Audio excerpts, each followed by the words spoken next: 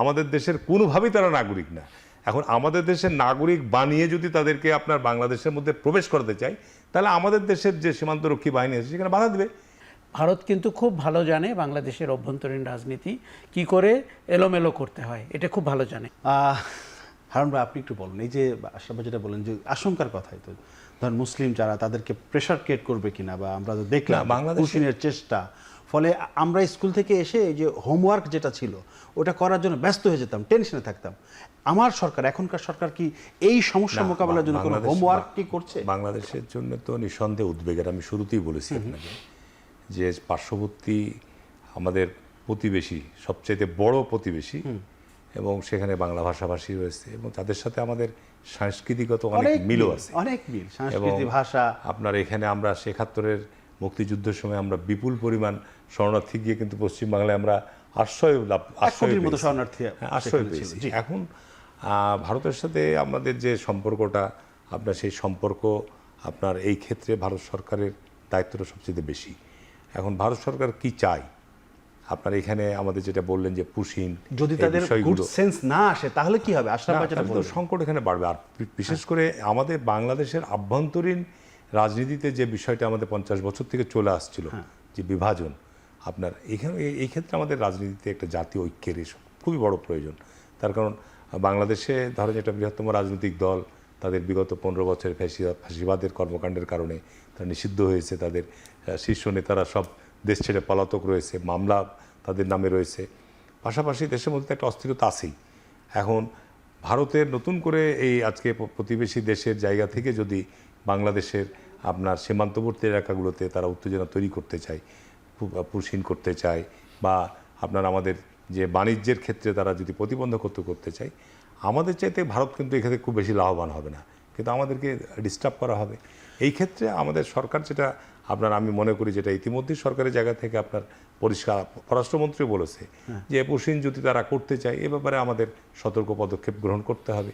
আমাদের সীমান্তবর্তী আমাদের যে 4000 কিলোমিটার সীমান্ত সম্পর্ক ভারতের সাথে, 4000 কিলোমিটার সীমান্তের মধ্যে আমাদের পশ্চিমবঙ্গের সাথে যে সিংহভাগ 75% আপনার পশ্চিমবঙ্গের সাথে, সেই ক্ষেত্রে আমাদের বিজিবি তো দুর্বল নয়। আমাদের বিজিবি আমাদের যে পরিমাণ সীমান্ত এলাকায় আমাদের বিওপিগুলো আছে, সেই জায়গাগুলোতে যদি আপনার সেই জায়গাগুলোতে তাদেরকে সেই ইনস্ট্রাকশন দেওয়া হয় সরকারি জায়গা থেকে যে এখানে আমরা পুশিন গ্রহণ করব। মানে একটা বিষয় তো নিশ্চিত যে যাদের নাগরিকত্ব, মানে যারা ভোটার তালিকা থেকে বাদ পড়লো, তার মানে তারা নাগরিক না। আমাদের দেশে তারা নাগরিক না। এখন আমাদের দেশে তাদের ভোটার লিস্টে কোনো নাম নাই, আমাদের দেশের কোনোভাবেই তারা নাগরিক না। এখন আমাদের দেশের নাগরিক বানিয়ে যদি তাদেরকে আপনার বাংলাদেশের মধ্যে প্রবেশ করাতে চাই, তাহলে আমাদের দেশের যে সীমান্তরক্ষী বাহিনী আছে সেখানে বাধা দেবে। এবং সেটা বাধা আসার পরে যখন আমরা এই গণমাধ্যমে নিউজ আসবে, বাংলাদেশ সরকার কেন্দ্র সরকারের সাথে কথা বলবে যেগুলো তোমাদের অন্যায় হচ্ছে, এগুলো আমরা সেই হোমওয়ার্কটা আমরা না সেটার ব্যাপারে আমি মনে করি যে এই প্রবলেম তো বাংলাদেশ অনেক দিন যাবত ফেস করছে, আজকে নতুন না।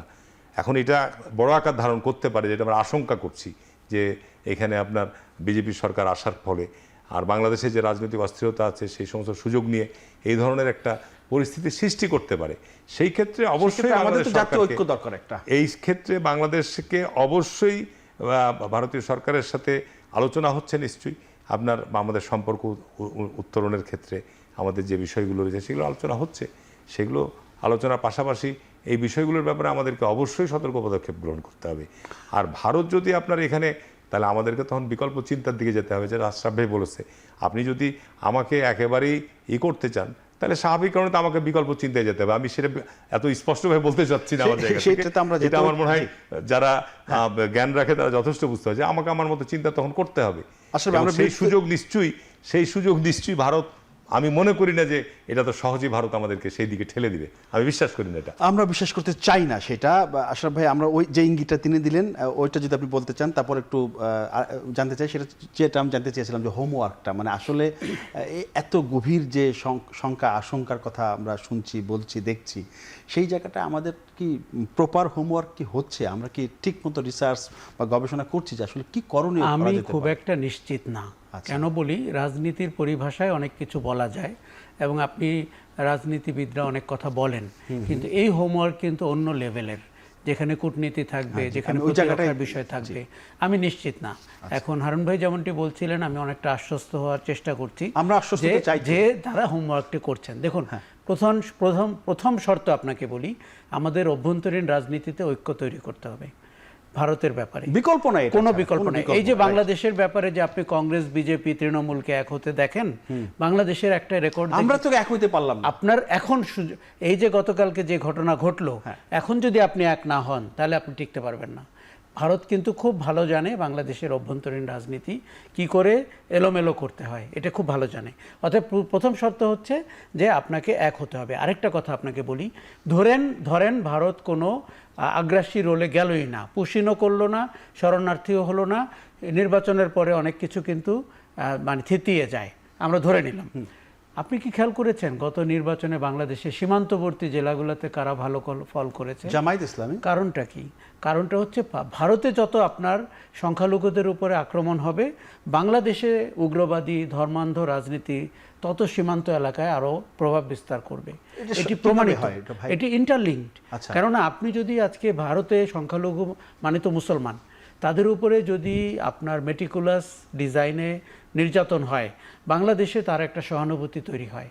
আবার উল্টোটাও হয়, এখানে যদি সংখ্যালঘুদের উপরে আপনি আক্রমণ করেন এবং তারা যদি নাগরিক অধিকার না পায়, বৈষম্য তৈরি হয়, পশ্চিমবঙ্গে কিন্তু তার একটা প্রভাব পড়বেই, ভারতের রাজনীতিতেও পড়ে।